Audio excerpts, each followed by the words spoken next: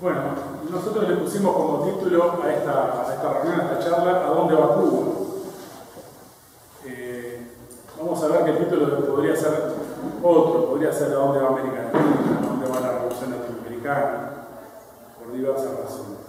Pero vamos a comenzar con una referencia a un texto de Che Guevara que dice Cuba, vanguardia o excepción.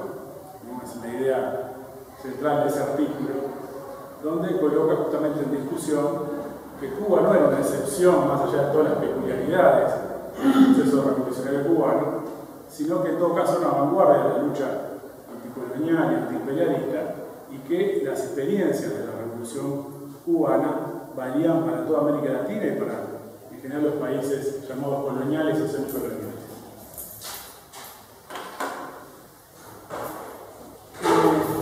La revolución cubana del año 59 en realidad es el resultado de un proceso revolucionario mucho más amplio, ¿no? Es decir, como muchos de ustedes sabrán, la revolución en Cuba a fines del siglo XIX es una revolución muy tardía de las revoluciones de independencia de América Latina.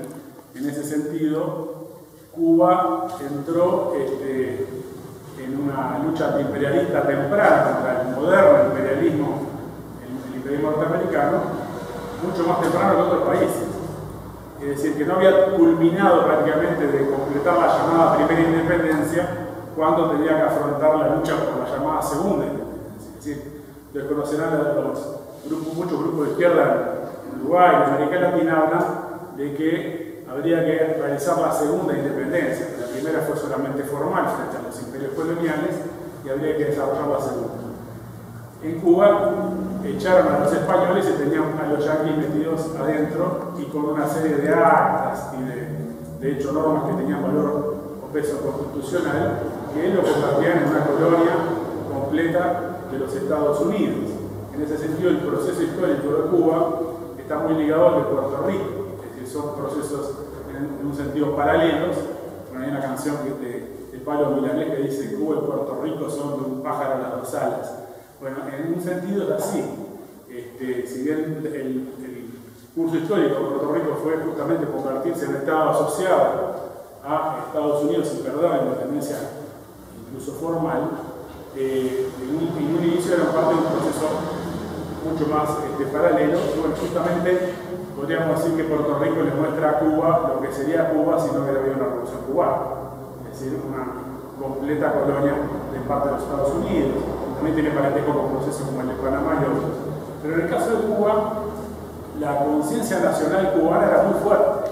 Es decir, por los movimientos, la lucha de Martí y de los primeros libertadores cubanos, colocaba la idea precisamente de que Cuba tenía que expulsar a los españoles, pero ojo que los yanquis están ahí esperando para tomar ellos el relevo.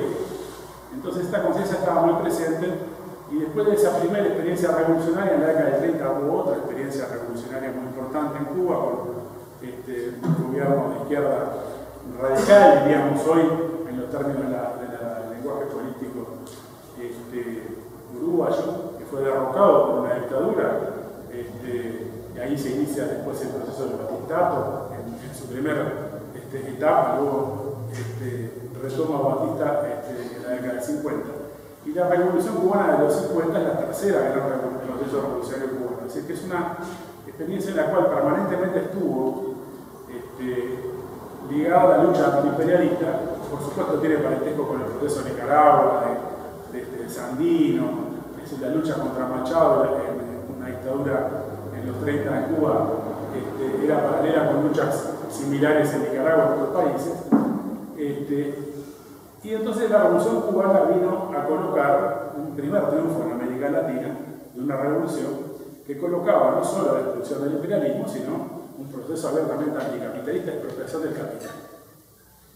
Por lo tanto, el problema hacía una vanguardia, la excepción era clara. Por ejemplo, había un dirigente, el principal dirigente del Partido Comunista de Uruguay, Arismendi, decía que Cuba era un escándalo teórico, ¿no? Es decir, porque había roto todos los esquemas teóricos de Arismendi y en particular de los dirigentes de los partidos comunistas, primero el Partido Comunista Cubano, pero en general de todos los partidos comunistas. porque había habido incluso una resolución de una organización, una conferencia americana, porque estaba incluso el Partido Comunista Norteamericano allí presente en la década del 30, que colocó la idea que en Cuba era imposible una revolución porque estaba a 90 millas de Estados Unidos, es decir, a 150 kilómetros de la costa de Estados Unidos, y por lo tanto era imposible que allí triunfara, mucho menos una revolución socialista. Esta revolución cubana barrió con la concepción de la revolución por etapas. Es decir, con la idea de que en aras de ir hacia la llamada segunda independencia hay que unirse con los patriotas de carácter capitalista, burgueses democráticos, nacionalistas, etcétera, que colocan, obviamente, no un horizonte socialista, sino en todo caso, como mucho, una mayor independencia frente al imperialismo. Bueno, Cuba fue rápidamente un proceso de expropiación de los latifundios, de expropiación del petróleo, bueno, una profunda reforma agraria, expropiación de las principales inversiones norteamericanas, y por lo tanto, en unos pocos años llegó a proclamarse como una revolución socialista.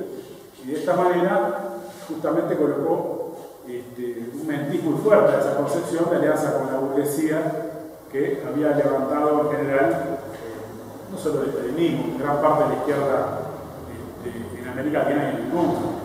Por lo tanto, este es un aspecto central que hace el análisis que luego Che Guevara va a desarrollar ampliamente, porque bueno, Che primero que nada había vivido dos experiencias revolucionarias de una forma muy directa, que era la boliviana del 52. Che pasa por Bolivia en el 53, en algún lado relata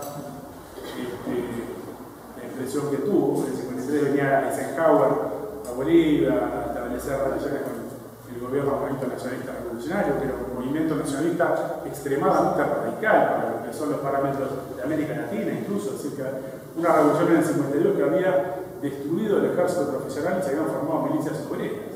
Es que en ese sentido había sido la revolución, y por mucho tiempo lo será, en América Latina, más profunda. Es decir, hasta la revolución cubana, la revolución sandinista, en el sentido de la destrucción del aparato militar, del ejército, era un proceso realmente muy importante.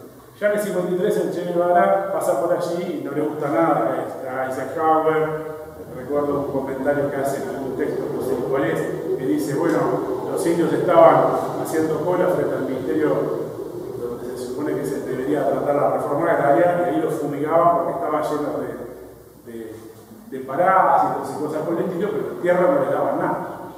Entonces eso ya lo marcaba una decepción muy fuerte y un rechazo a ese tipo de procesos.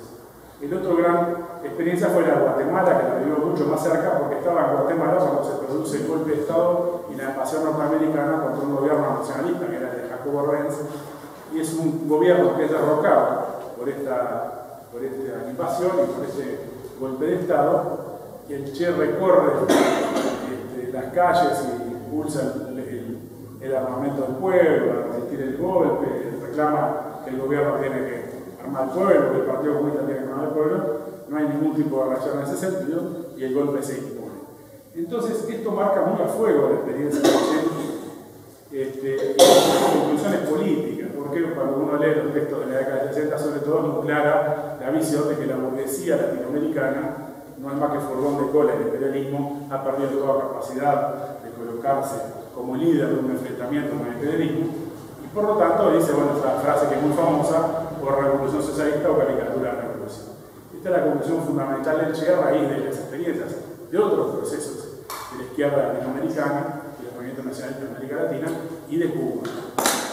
Entonces, en este sentido, la pregunta Cuba, excepción o vanguardia, no refiere necesariamente a la discusión sobre el método de la guerrilla, al método concreto de lucha en cada momento, sino que refiere sobre todo a las fuerzas motrices que pueden llevar adelante una revolución en América Latina, al programa que se debe llevar adelante por parte de esa revolución, y por lo tanto la idea, si es viable, en una alianza de la clase obrera con la burguesía que desarrolla algún tipo de proceso revolucionario, no socialista, pero sí avanzado, antiimperialista, etc., o si esa es una estrategia condenada, como lo que leía el Che, y por lo tanto la perspectiva que se plantea es una lucha antiimperialista, donde la revolución socialista es el camino para esa lucha antiimperialista, para poder concretar realmente la emancipación nacional. Esto de alguna manera me parece que es clave, porque hace a la ligación de la revolución cubana con la revolución en América Latina. Es decir, si no es una excepción, si es de alguna manera una perspectiva que está colocada para todos los países de América Latina y para la América Latina en conjunto, bueno, entonces el problema es que Cuba quedó aislada por un conjunto de razones, como mencionar algunas, pero ese es el derrotero para el resto de América Latina. Y entonces un retroceso de la revolución cubana, una restauración capitalista, supone obviamente para la lucha de toda América Latina, incluso en el mundo, obviamente, la revolución a nivel del globo, pero sobre todo para la izquierda de América Latina, para los luchadores de América Latina y para los obreros y campesinos de América Latina. Por lo tanto, esta me parece que es una cuestión central, porque aparte tiene que colocar en la discusión cuál es nuestra tarea en este proceso. Es decir, la salida para Cuba no puede plantearse en los términos de una salida cubana, porque esa salida cubana ya está, es decir, desde el 59 para acá, esa salida cubana, es evidente que llega a un callejón sin salida, tiene un impasse histórico, porque necesita ser parte de un proceso de carácter internacional. Y ese es el punto donde nosotros estamos interpelados. Es decir, cuál es el papel de los obreros, de los trabajadores, de los revolucionarios, en América Latina sobre todo, frente a este proceso cubano, para evitar un proceso de restauración capitalista.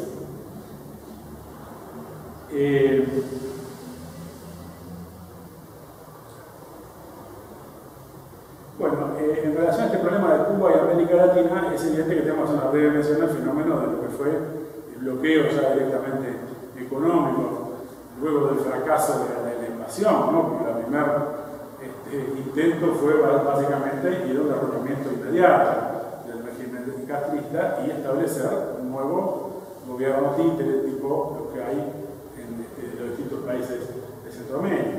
Y por lo tanto, con un Somoza, con un Batista, o un demócrata, incluso bajo la forma de un proceso eleccionario, un Martelly, como en Haití hoy, pero que en definitiva respondiera a los intereses de los grandes monopolios que explotaban a Cuba. El tema es que obviamente la derrota del imperialismo Yaquirón, que es la primera derrota, nosotros estamos acostumbrados a la derrota de Vietnam, pensándola como la primera gran derrota del imperialismo fue en Yaquirón, que ellos llaman Bahía de Cochino. Es el fracaso, no importa que sea incluso por diferencias internas del propio imperialismo, porque si no hubiera habido una reacción popular, el enfrentamiento a la invasión, por más diferencias que hubiera en el imperialismo, estas se hubieran solucionado rápidamente. Hubo una decisión muy fuerte de los dirigentes revolucionarios y el pueblo que estableció poner un freno a la invasión norteamericana o de los gusanos amparados en Estados Unidos. Esto colocaba, obviamente una derrota muy fuerte para esa revolución y para Cuba. Y el hecho de que ellos hayan fracasado obligó al imperialismo a ir a otros métodos. Uno de ellos fue el bloqueo económico, que si bien ahora Obama dice que fracasó, es cierto que fracasó en el sentido de que no logró derrocar al gobierno cubano, pero no fracasó en el sentido que impuso una cantidad de privaciones enormes y de limitaciones a la producción. Y por lo tanto, fue un peaje enorme que pagó la revolución cubana, un sacrificio enorme que tuvo que sufrir en función de esa política norteamericana. Por lo tanto, el fracaso también es relativo. Pero más allá de este aspecto, el otro aspecto central es que el imperialismo impulsó un proceso de contraofensiva, se podría decir, en toda América Latina, con golpes reaccionarios, derechistas, para impedir procesos revolucionarios.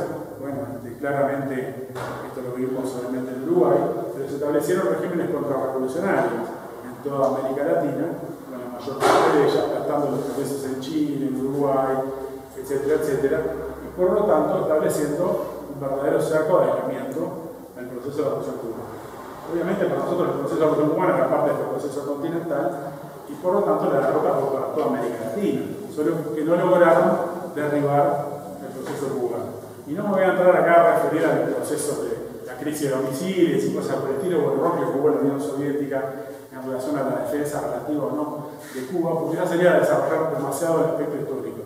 Me parece, sí, que es evidente que aquí se estableció un freno en el proceso revolucionario continental, una derrota parcial, y en ese contexto se mantuvo viva la revolución cubana con y sus conquistas como un aspecto muy importante de la conquista del proceso revolucionario anterior.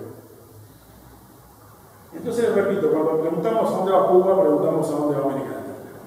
¿No? Es decir, nosotros no vamos a decir a dónde va Cuba, y nosotros de acá decir tal o cual cosa sobre Cuba, sino sobre todo tenemos que decir tal o cual cosa sobre Uruguay y sobre América Latina, en relación a cómo encarar este proceso de retomar un proceso revolucionario continental.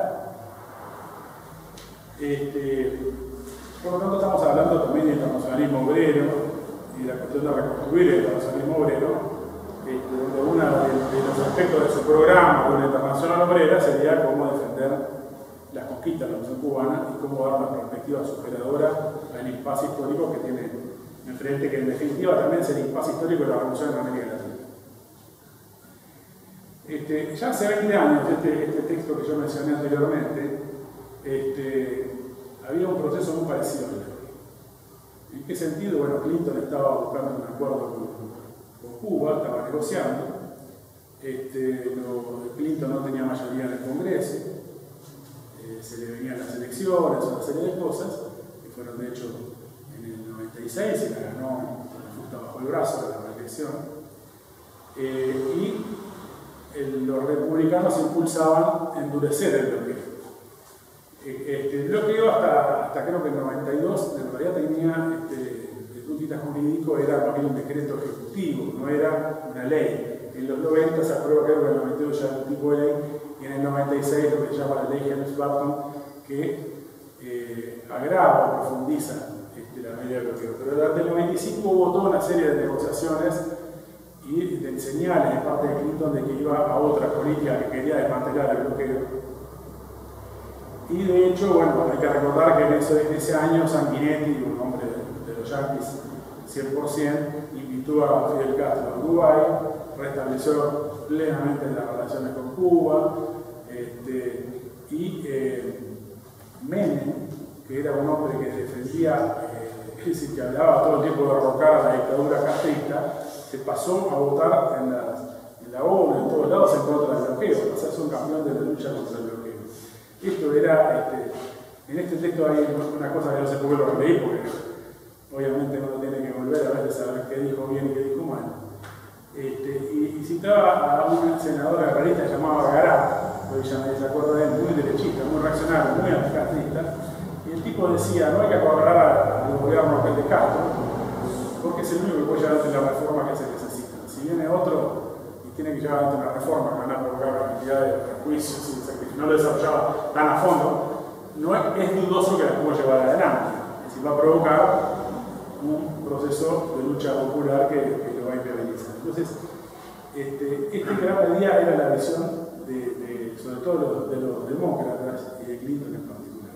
Mientras que hay otra fracción que iba a insistir en el planteamiento de un cambio del régimen político. Es decir, aquí hay evidentemente divisiones en el seno de la propia burguesía, el propio imperialismo, sobre los posibles caminos para llegar adelante. Porque obviamente hay que tener en cuenta lo siguiente, es decir, en el 89 cae el muro de Berlín, en el 90 y 91 la crisis de la URSS lleva a la disolución, Europa del Este se viene abajo todos los regímenes, China estaba en un proceso muy avanzado de restauración capitalista, sobre todo a partir de la masacre de Tiananmen. Es decir, el hecho de haber logrado aplastar un proceso de movilización popular, reclamos democráticos, incluso organización de sindicatos independientes, llevó a que en China los obreros podían ser explotados prácticamente sin límite, y entonces realmente la dictadura del Partido Comunista Chino llevó adelante mucho más allá el proceso de restauración capitalista que incluso la Rusia de Yeltsin de esa época. Es decir, que estaba mucho más atrás del proceso de restauración capitalista, no por las intenciones de Yeltsin, sino porque realmente el proceso del movimiento obrero ruso era muy distinto que la situación de los chinos. Pero el contexto entonces era que una fracción del imperialismo, que tenemos que pensar, está asociada sobre todo a los sectores expropiados, es decir, que la revolución cubana los expropió y dice, bueno, está muy bien, podemos negociar con Fidel Castro lo que sea, pero primero dame la guita, ¿no? Es decir, primero resarcime, indemnízame de la expropiación, porque porque si no, ¿qué queremos? O sea, entra un capitalista que no sufre ningún problema con un capitalista que fue apropiado y los dos van en las mismas condiciones.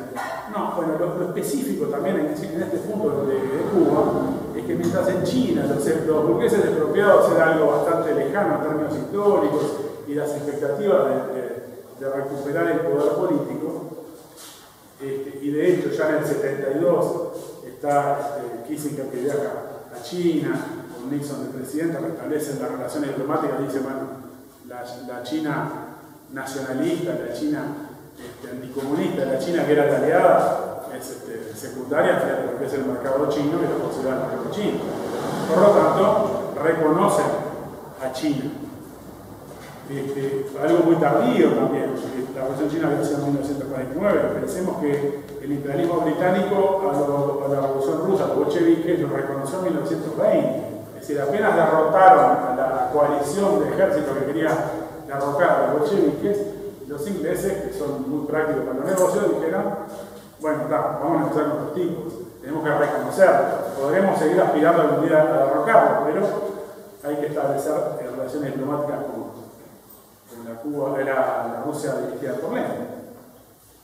Entonces en China había demorado mucho y en Cuba este proceso era mucho más fuerte, porque en Cuba había, repito, intereses tanto de los burgueses expropiados que estaban en Miami como de grupos económicos norteamericanos que querían retornar o a recuperar sus bienes o que se los indemnizan.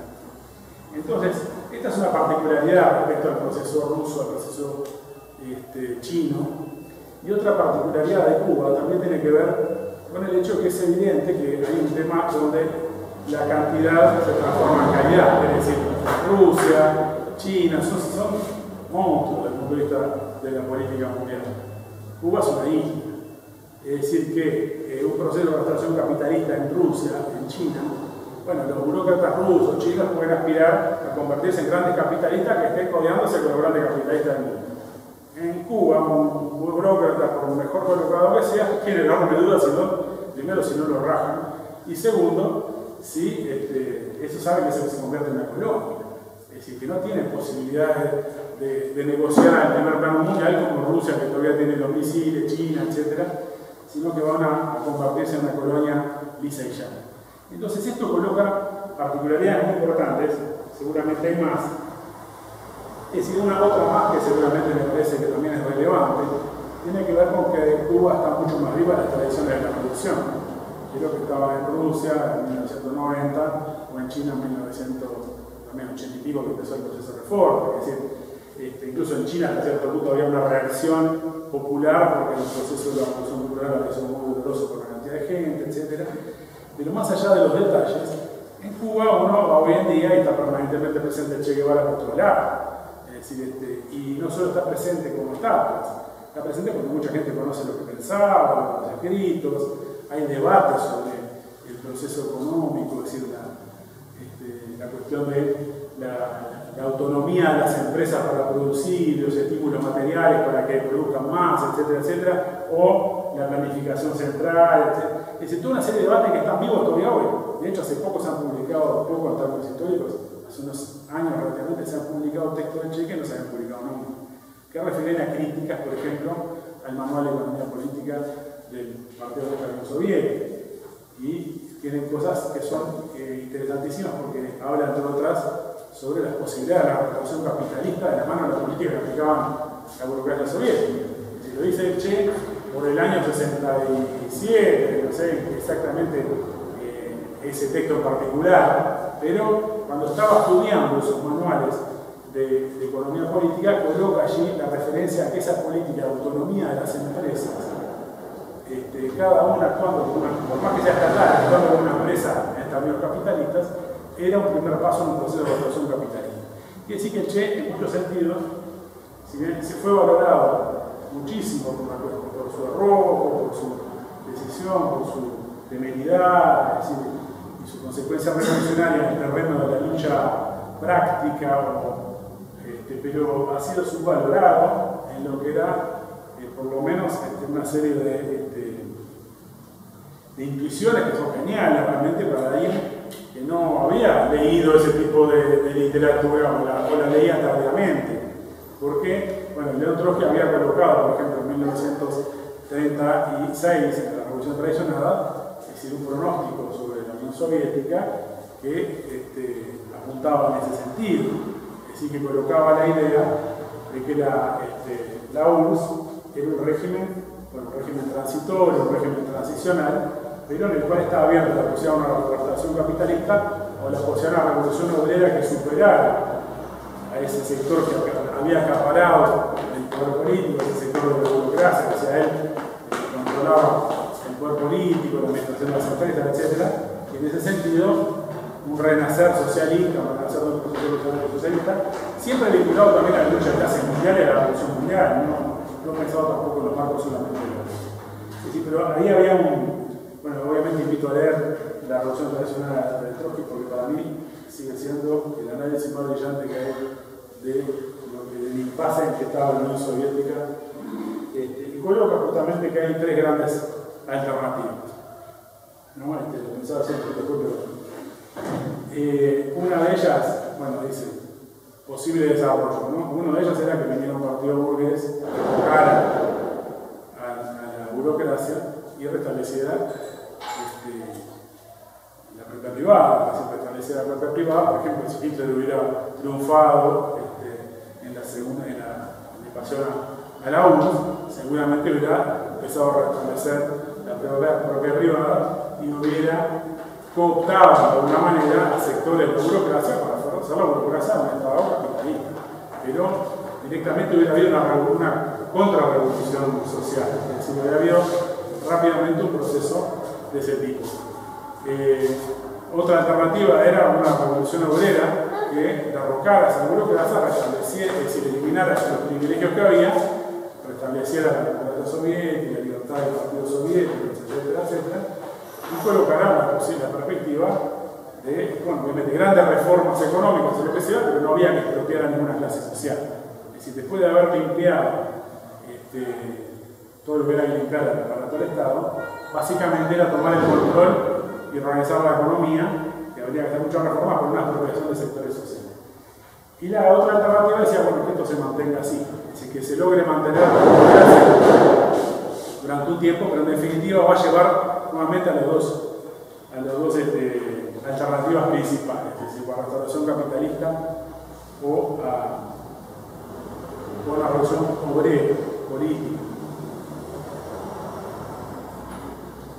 La cuestión es que evidentemente en un punto muy claro la confirmación de la historia de este proceso, porque la principal abanderada de la administración capitalista, y esto hay muchos antecedentes, no sé, por ejemplo, en los 90, fue la burocracia.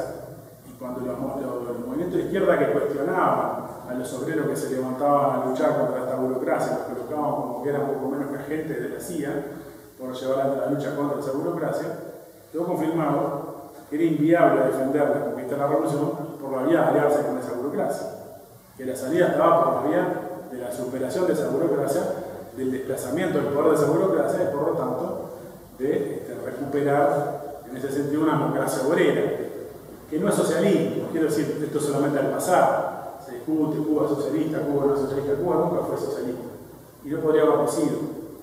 Es decir, como Rusia nunca fue socialista, como China nunca fue socialista. Una cosa es el establecimiento de un gobierno obrero, de un régimen más o menos, no importa, degenerado, no degenerado, estaremos después en esa discusión, que es propio del capital. Eso, para Marx, era la dictadura del proletariado. El socialismo ya implica una superación del capitalismo de otro orden, y que es impensable que lo pueda hacer una isla aislada en el medio del mundo. Es decir, no lo pudo hacer ni siquiera la Rusia soviética. Era impensable, esa es la concepción de Stalin del socialismo en un solo país, es imposible alcanzar el socialismo pleno en el marco de un país aislado del mercado mundial. Y esto es evidente que no tiene sentido, porque si el socialismo es la superación del capitalismo, y el capitalismo estableció un mercado mundial y una división del trabajo a nivel internacional, no puede ser sin el concurso de los obreros, por lo menos de los principales países, que pueda superarse realmente el capitalismo. Hay que decir que hasta el último rincón, si no se estableció la expropiación del capital, no puede haber un paso superior al capitalismo. Lo que importa aquí, obviamente, es que en el plano mundial haya una dominación a mayoritaria de la clase obrera. Por lo tanto, la cuestión del socialismo en un solo país también ha sido una cosa demostrada por la historia keynesiana.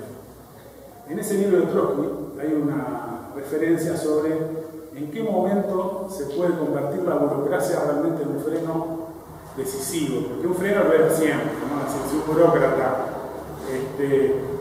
estaba dirigiendo y entonces para cumplir una meta y cobrar un premio producía más cosas que ni siquiera se necesitaban, el tipo estaba haciendo su negocio, pero desde el punto de vista social era un despilfarro, o bueno, muchas otras cosas que no voy a entrar a analizar. A lo que voy es que la burocracia en muchos sentidos era un freno siempre, pero Trotsky decía, ¿en qué punto se va a convertir en un freno decisivo? Dice, mientras el régimen burocrático esté importando, sobre todo en la industria pesada, la tecnología, y llevando adelante los procesos de trabajo también, etc., es un error progresivo.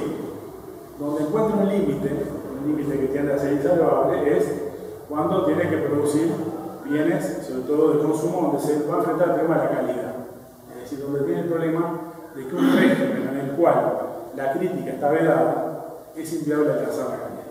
Es decir, la calidad implica un régimen de liberación, de crítica, que cualquiera pueda protestar porque le da una porquería como producto, y si eso no lo puede hacer porque termina en Siberia, no hay salida.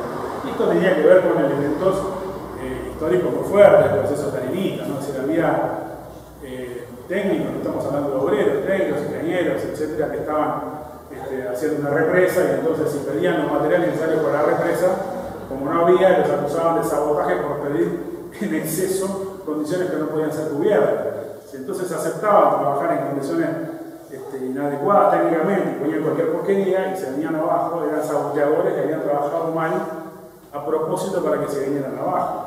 Entonces había un terror inmenso en los sectores técnicos desde el punto de vista de la posibilidad de perder la vida directamente ya por una cuestión totalmente, digamos, ajena a sus posibilidades. Y por lo tanto esto se veía en todos los aspectos de la vida soviética. Entonces este aspecto de que la burocracia en un punto iba a encontrarse con este talón de Aquiles y con la imposibilidad de seguir avanzando, también era un pronóstico muy agudo sobre el proceso de la inviabilidad de ese proceso. Es decir, Trotsky lo que tuvo como enorme acierto frente a lo que colocaban distintas visiones, por ejemplo, si era una nueva clase social, si era esto, si era lo otro, lo que había allí, la discusión principal que le parecía era que era un proceso histórico inacabado. Decir que eso ya era una nueva clase social, etc., daba la idea de que era un proceso que ya había llegado a un determinado estadio de desarrollo, y era un estadio de desarrollo necesario. O sea, después del dominio de los feudales, venía el dominio de los capitalistas, después el dominio de la nueva clase de no sé qué. Él decía, no, es un proceso histórico inacabado. Va a ser acabado incluso en el proceso de muchas clases internacionales. Por lo tanto, es lo que decía, ¿de dónde nació? De una revolución anticapitalista. ¿Están vivas las conquistas de la revolución? En muchos sentidos sí. Hay que sacar, limpiar de alguna manera los establos, sacar a los burócratas, sacar los privilegios, y lo que tenemos es más o menos lo mismo que lo que teníamos. No es un proceso, no es una nueva clase social que va a durar siglos como duró el capitalismo. Entonces, esta era la idea central, no una discusión sociológica sobre qué era la revolución.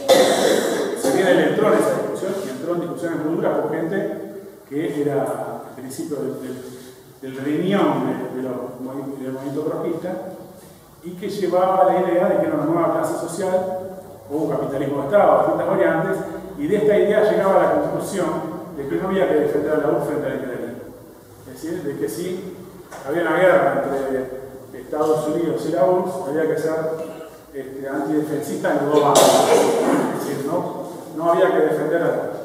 Y por lo tanto se desprendía una visión, una conclusión de un aspecto aparentemente de discusión aparentemente sociológica, una conclusión central. Es decir, había que defender las conquistas de la revolución y mientras tanto, porque uno no puede poner un ultimátum, mientras tanto incluso defendías a la burocracia. Sí, ¿había que hacerlo? Sí, había que hacerlo. Esa es la visión que tenía Trotsky, se peleó con todo lo que colocaba otra concepción diferente. Él decía que la salida real, que la defensa real pasaba por desalojar a esa burocracia del poder, pero no podés poner decir, lo ideal que sería una revolución que en medio de la guerra tira la burocracia, restablece una democracia obrera y lleva adelante la guerra más consecuentemente contra el imperialismo. Bueno, de buenas intenciones está, ¿no? Es decir, eso sería lo ideal, pero el ideal casi nunca se conforma en la lucha de clases. Entonces esto es como en una fábrica dirigida por burócratas o sindicatos, estás en la lucha contra la patronal. Estás con la lucha del sindicato. Yo quiero echar a los burócratas, sí, los quiero echar. Pero los quiero echar y los voy a poder echar primero si logro derrotar a la patronal. Porque sobre la base de que la patronal me derrote, seguramente voy a tener mucha más dificultad de echar a la burocracia sindical. Entonces este símil del sindicato, el partido y el Estado, Trotsky lo usó muchas veces. Estamos acostumbrados a lo que es un sindicato, incluso una cooperativa obrera de producción, pero no teníamos la misma cercanía con el concepto de un Estado obrero, es decir, un Estado dirigido por los obreros para expropiar a los capitalistas. Era una primera experiencia histórica la de la Revolución Cruzada. Bueno, él comparaba esto porque ¿qué es eso, un Estado obrero contrarrevolucionario o degenerado al extremo de permitir el aplastamiento de la Revolución Española? Bueno, y no están acostumbrados a ver sindicatos y partidos que son obreros y que han llevado adelante tradiciones enormes.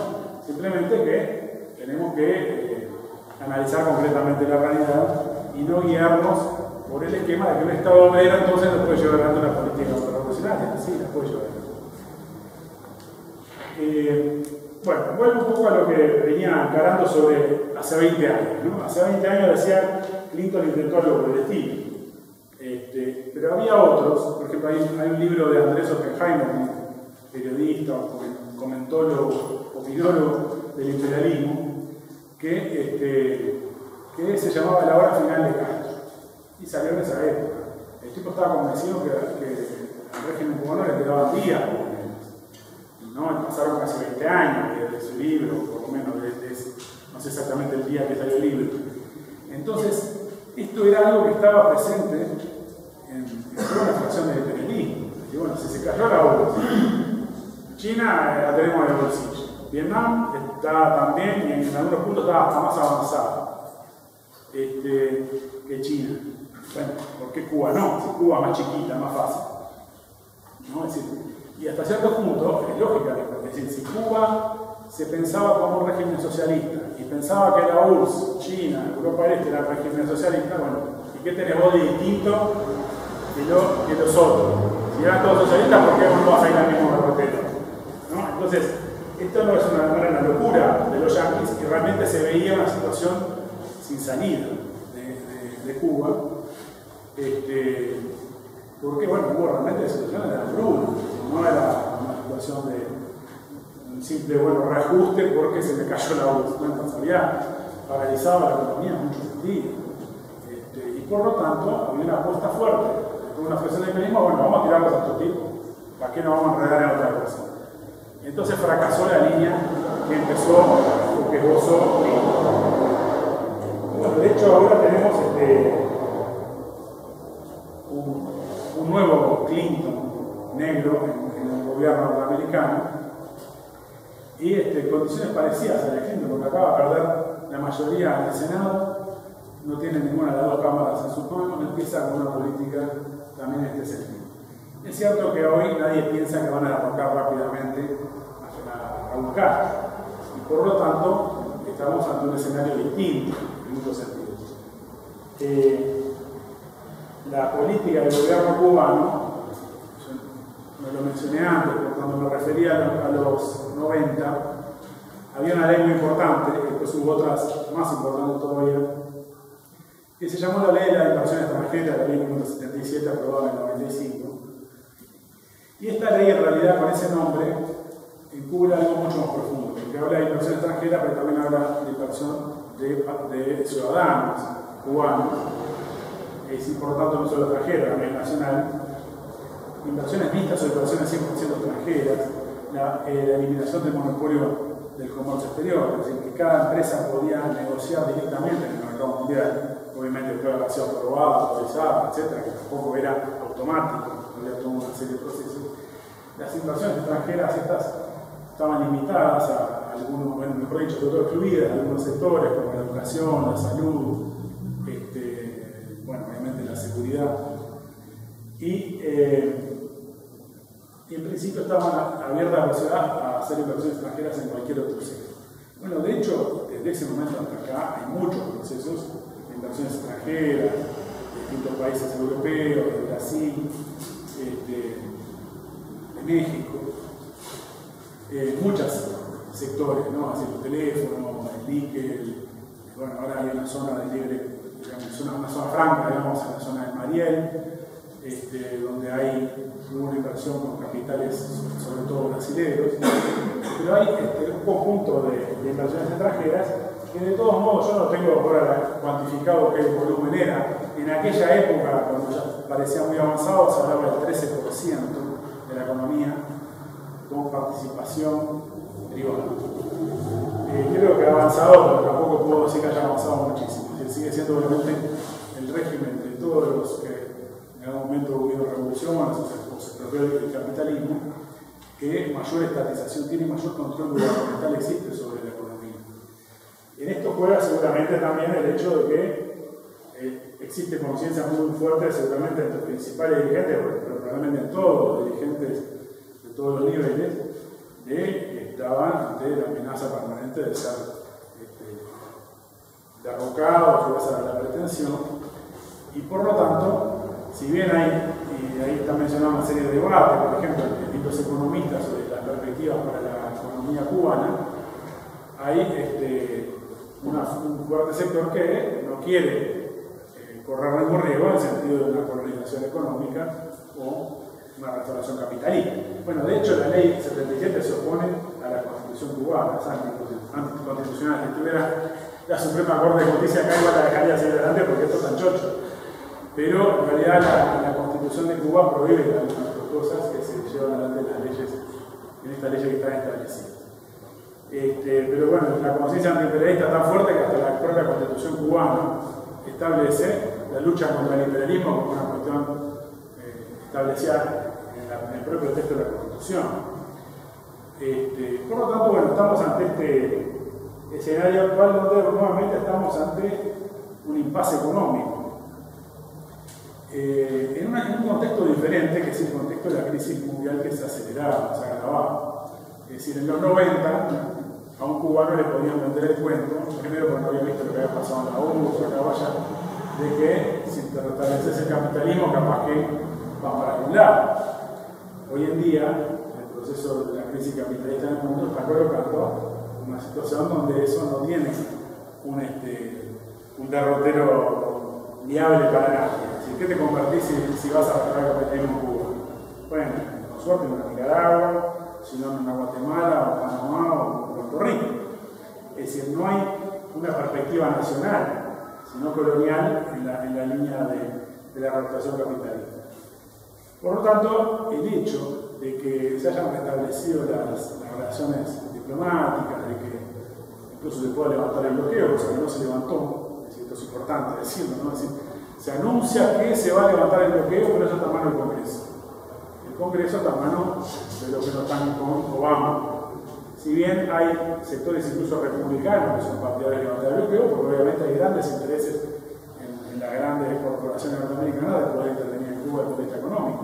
Por lo tanto, no solo hay un lobby a favor de los demócratas, sino también entre los republicanos.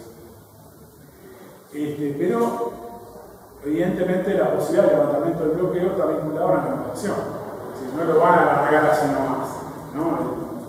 Lo de la muestra, no sé si es, pero capaz que es la espadilla, tiraba así nomás.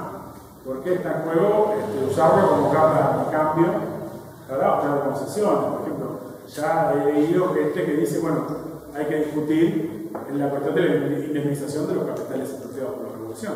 Bueno, de hecho, Cuba indemnizó a algunos grupos de capitalistas, por ejemplo los españoles, no recuerdo exactamente en qué año, pero también era una cifra completamente insignificante en comparación. Creo que eran 300 millones de dólares, 400 millones de dólares, que se pagaron mayoritariamente en especies, o sea, con algún tipo de servicio, de bienes, y digamos una negociación directa con el Estado español. En el caso de las expropiaciones de capitales norteamericanos, no sé si ya incluye ahí los cubanos expropiados, se habla de más de 7.000 millones de dólares. Es una cifra muy grande, sobre todo teniendo en cuenta, bueno, Cuba, por ejemplo, tiene una deuda externa de más o menos 13.000 y pico, 14.000 millones de dólares. Hay distintas versiones sobre el monto de la deuda, pero como en el año pasado hubieron negociaciones con Rusia, con Japón y con otros gobiernos, donde hubieron quitas enormes, sobre todo en el caso ruso, el 90% de la deuda, que era deuda con la vieja Unión Soviética, no con la Rusia actual, entonces ha llevado a una achique de esa deuda, pero así todo el servicio de la deuda externa a Cuba le cuesta el 4% del PBI anual. Es decir, es una cifra relativamente importante, 3.000 y pico de millones de dólares al año destinados al pago de deuda externa. Con la dificultad de que no son de Uruguay, es decir, no consiguen crédito sencillamente en cualquier lado, ¿no? Porque siguen enfrentados con el Club de París, no reconociendo una parte de la deuda externa del Club de París, y con Rusia fue un acuerdo por fuera del Club de París, aunque Rusia era parte del Club de París, y por lo tanto no puede ir al mercado a obtener créditos a largo plazo y en la tasa de interés más o menos baja. Tiene que ir y obtener créditos a corto plazo y a tasas muy altas. Por lo tanto, es una gran hipoteca, porque el tema del peso de una deuda no está dada solamente por el volumen de la deuda, sino por las condiciones de la deuda, la tasa de interés que se tiene que pagar sobre todo, y la posibilidad de realmente recurrir a nuevos créditos para pagar la vieja. Y esto es el aspecto central. Entonces, estamos ante una situación donde 7.000 millones de dólares es una cifra descomunal. ¿Me explico? Si 13.000 son 4% del PBI, le tienes que agregar, suponiendo que como consideras una deuda, entonces llegar a un 6% del PBI para indemnizar a los capitalistas siempre y cuando aceptaran eso. Ambas partes, ¿no? Pero evidentemente es un punto de la negociación que van a colocar en el momento los yanquis, este problema, porque dentro del liberalismo hay una crisis en torno a esto, no es una situación fácil de resolver. La otra situación, cuando hace 20 años se dio lo mismo, bueno, el proceso se llevó a que Helms y Barton, que eran dos congresistas republicanos, tenían una ley que endurecía el bloqueo, y lo que hicieron fue una serie de provocaciones, y cuando, no sé si recuerdan, se derribaron unas avionetas por parte de dos avionetas por parte del gobierno cubano en el 96, llegó que Clinton finalmente le puso la firma a la ley Helms-Barton. O sea que no sería impensable también que haya fracciones del imperialismo que busquen ahora cerrarle el paso a esta negociación. Por lo tanto, cuando hay compañeros que dicen, bueno, esto ya conduce a la restauración capitalista, ¿no? Porque los yanquis van a traer más guita, etcétera, etcétera, y la legislación lo permite cada vez más. Los dirigentes cubanos están muy desesperados por dar una salida económica a Cuba. Las aperturas financieras y económicas en general no han sido muy exitosas. Por ejemplo, ha habido una enorme inversión en el puerto de Daniel, que es donde hay que ver en la zona franca, pero tiene una capacidad enorme de ese puerto y no está ínfimamente usado en comparación a la capacidad que tiene desde el punto de vista tanto de almacenamiento como de embarque, etcétera, de buques. Y por lo tanto, no alcanza ni siquiera con la voluntad de cada parte. Es decir, otro problema con la restauración del capitalismo, me lo mencioné anteriormente, es la siguiente: la restauración del capitalismo requiere una condición esencial, dos esenciales. Una, tiene que haber obreros libres. ¿Qué quiere decir obreros libres? Obreros que no tengan más remedio que vender su fuerza de trabajo si no se mueren de hambre. Si tienen empleo, no son obreros libres. Por más que le paguen 3 pesos, por más que estén con acá en la libreta de razonamiento para sobrevivir de alguna changa por ahí. No son obreros libres, tienen que estar obligados a vender su fuerza de trabajo. La otra condición es la existencia de un capital que los compra. Obviamente esto está asociado a la participación del capital internacional, o como en el caso de la burocracia rusa, muchos burócratas habían sacado plata para los bancos suizos en un momento determinado, les sirvió traerla y explotar obreros. Si no, no lo hubieran traído, hubieran servido con la plata de los bancos suizos o inversiones en el exterior. tiene que ver con las posibilidades también de que la producción que hacen esos obreros se pueda vender en el mercado mundial y tenga un espacio. Por lo tanto, está vinculada a la cuestión de la crisis del capitalismo. Es decir, muy bien, pongo una bruta fábrica en Cuba. Los obreros son súper cultos. Están acostumbrados a un salario muy bajo. Sería la situación aparentemente ideal, ¿no? Porque más cultos que los trabajadores cubanos no debe haber. Como los rusos eran cultos también, etc. Entonces, el problema que está es el límite que coloca la crisis capitalista para un incremento de la producción. Obviamente, esa producción puede no ser un incremento, puede ser una relocalización de una fábrica que estaba en otro lado. Entonces, hay una fábrica automotriz norteamericana, los automotrices están desesperados por ir a Cuba, que se instala en Cuba y allí produce autos que vende en Cuba, que tiene una situación del parque automotriz completamente añejo, pero vende en Estados Unidos o vende en Centroamérica. Entonces, aquí hay toda una serie de movidas de intereses y tenemos que ver, bueno, que este proceso del anuncio, entonces el bloqueo, incluso se concreta, si bien es una conquista evidente, es un paso atrás del imperialismo, lo hace forzado por sus intereses y buscando satisfacer esos intereses por otros medios. Y ese es el aspecto central de esta política de Obama. Realmente Obama no se convirtió, no merecía el Premio Nobel de la Paz, no está haciendo esto por pacifismo o por altruismo, sino porque responde a los grandes grupos económicos norteamericanos que quieren ir a Cuba a hacer negocios y no perderse el tren, porque si va China, si va los españoles, los alemanes, etcétera, etcétera, llega un punto en que llegan tarde. Y por lo tanto, esto es un aspecto fundamental. Es decir, el otro punto que me parece clave es el siguiente: Cuba está en un impasse económico. Ese impasse económico en algún punto tiene que ver con errores o con malas decisiones, y en otro punto tiene que ver también con una situación de aislamiento que es inherente a la situación actual de la revolución cubana. Por lo tanto, el punto para nosotros no es discutir tal o cual medida aislada del gobierno cubano. Hay muchas para discutir. La unificación de las monedas, por ejemplo, es una, va a llevar seguramente una carestía de la vida en Cuba. Es decir, en Cuba hay dos monedas, una convertible y otra no convertible. Si bien son convertibles entre sí, es decir, hay un peso convertible vale 24 veces más que un peso no convertible, por lo tanto lo podés, si sabes cuánto vale uno comparado con otro, lo podés cambiar, pero la mayoría de los cubanos no llegan al peso convertible, eso lo manejan algunos cubanos. Es decir, acá todo el proceso de penetración de capitales, sobre todo el turismo, que fue el más exitoso, ha llevado a una diferenciación muy grande. La otra es la posibilidad de circulación de dólares, que eso también tiene ya 2 décadas. Es decir, son medidas que hacen que aquel que le llega una remesa al exterior, obviamente está en otro nivel que el que no le llega nada, o el que accede a una propina simplemente en un hotel, ya tiene una propina en dólares en Cuba en general, ya tiene otro nivel de vida. Y no estamos hablando de un grupo, son grupos de trabajadores. Un sector de trabajadores que tienen un nivel de vida superior a otros de acuerdo a la posibilidad de acceder a los dólares. Por lo tanto, hay todo un proceso de diferenciación social que lleva mucho tiempo, pero han habido medidas desde el gobierno que buscan atemperar. Por ejemplo, las empresas extranjeras no pueden contratar directamente a los obreros. Es decir, tienen como una especie de agencia Manolo del Estado, ¿no? Entonces tenés que contratar por agencia Manolo. Le pagás el sueldo de la agencia Manolo en dólares y la agencia Manolo te paga a vos en pesos otra cifra. Por lo tanto, una parte del dinero en dólares que pagó la empresa internacional queda en manos del Estado cubano.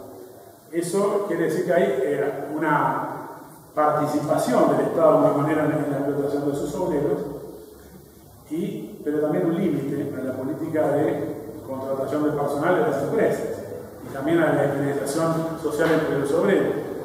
Y los capitalistas quieren que eso se termine, quieren poder contratar directamente y establecer esa diferenciación, etc. Pero bueno, tiene que ver con que Cuba en gran medida tiene una capacidad de ahorro, capacidad de acumulación, o como le queramos decir, muy estrecha, muy baja. Y por lo tanto está siempre en una economía de sobrevivencia. Esto también pone límites a la posibilidad de grandes privilegios de una gran burocracia. No hay tampoco, eso requiere ya un nivel de desarrollo mucho mayor. Y bueno, en la URSS fue posible mucho de esto, porque realmente la URSS en unas décadas llegó a acumular una cantidad de riquezas en términos de desarrollo de empresas, etc., muy grande. Y evidentemente Cuba, por la relación que estableció con la Unión Soviética, sobre todo con Mecono, queramos llamarla, todo el bloque que estaba por la influencia de la URSS, quedó en un rol de proveer sobre todo materia prima. Bueno, sobre todo el azúcar era el centro. Hoy tiene el níquel por encima del azúcar, por ejemplo, pero siguen siendo materias primas fundamentalmente. Ahí está toda una discusión, yo leía algo interesante hace poco sobre quién subsidiaba a quién, ¿no? Es decir, porque se hablaba de que los rusos subsidiaban, pero también los cubanos compraban vehículos, maquinaria, etc., al precio que decían los rusos, que no sé si eran competitivos esos productos en el mercado mundial. Es decir, si fueran estrictamente a la ley del valor y a la competencia con otros capitales en el mundo, capaz que valían menos. Entonces, en este caso tenemos una distorsión muy grande, lo mismo ahora con lo del petróleo venezolano. Obviamente los cubanos tienen una gran cantidad de médicos en Venezuela, y bueno, por lo tanto decir, bueno, ¿cuál vale más de los dos? Con mi criterio, ¿no? La ley de valor sería obviamente el que hay que aplicar en el régimen capitalista. Pero más allá de eso, lo del petróleo venezolano es relevante, porque una parte de ese petróleo venezolano Cuba lo vende y obtiene divisas. Es decir, este problema que tiene de que no puede acceder al crédito internacional, salvo tasas de interés muy altas, lo puenteaba de alguna manera con la posibilidad de vender la parte del petróleo venezolano. La crisis del petróleo en Venezuela coloca un problema. Si bien por un lado puede abaratar el petróleo que consume Cuba propiamente para sí misma, por otro lado coloca un límite para esta posibilidad de acceder a divisas. Bueno, me estoy extendiendo demasiado.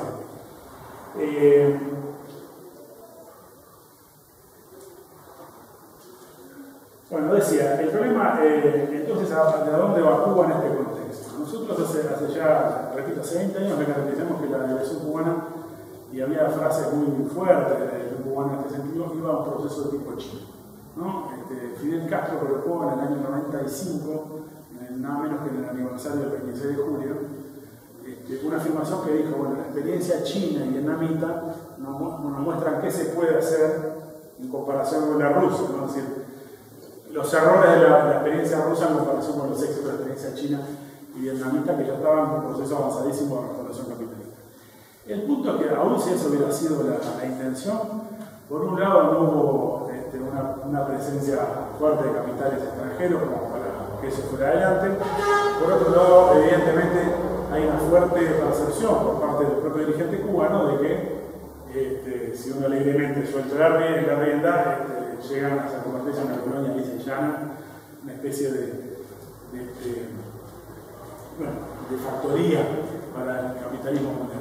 Por lo tanto, ha habido evidentemente un proceso en este sentido mucho más controlado por parte del gobierno cubano de lo que fue ninguno de los otros procesos en el resto del mundo. Entonces, nuevamente habrá que ver si no es la crisis capitalista, la presencia de una fuerte burguesía contrarrevolucionaria cubana que quiere retomar el poder, la conciencia, por lo menos las tradiciones vivas de la revolución cubana en toda una parte del pueblo cubano, que hacen que este proceso haya sido mucho más complejo de lo que fueron los procesos en Europa del Este, ni hablar en Rusia o China.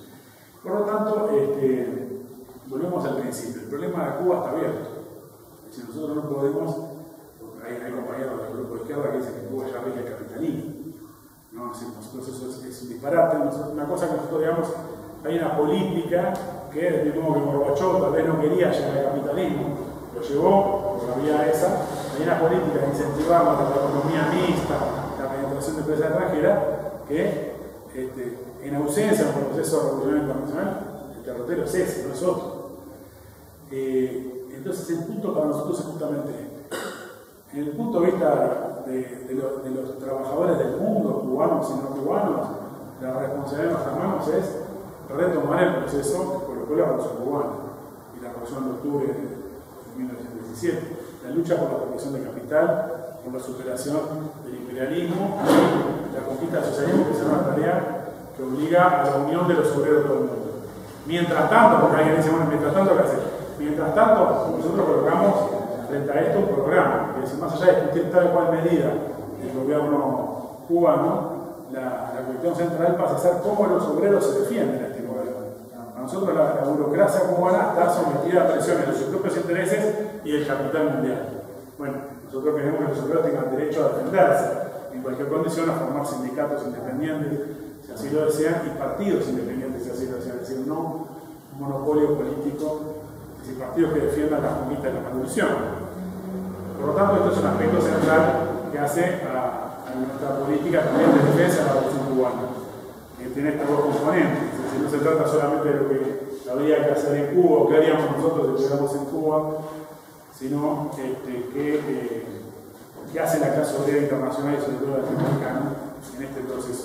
En ese punto, el problema central es la izquierda latinoamericana se ha integrado plenamente al capitalismo en su inmensa mayoría.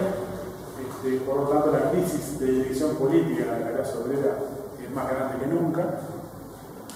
Los gobiernos nacionalistas, los gobiernos del tipo chavismo, del tipo Evo Morales, Correa, Cristina Kirchner, etc., están en un agotamiento acelerado. Vamos a nuevas crisis en América Latina, crisis políticas. Bueno, el problema está central ahí, está en cómo se reconstruye justamente la izquierda en términos de una izquierda obrera, reconstruir una internacional obrera y establecer la lucha por más Cubas, es decir, por gobiernos de trabajadores en toda América Latina que expropian a los capitalistas y se pueda plantear una organización de la economía latinoamericana dirigida por los obreros que siguen los exportados de América Latina. Esto para nosotros es la cuestión central de esta época. Bueno, disculpen que se me hizo larguísimo, pero me parece que después podemos mejorar una parte que tenía pedido desarrollar por otro lado en las intervenciones que hagan los compañeros, las respuestas que se den.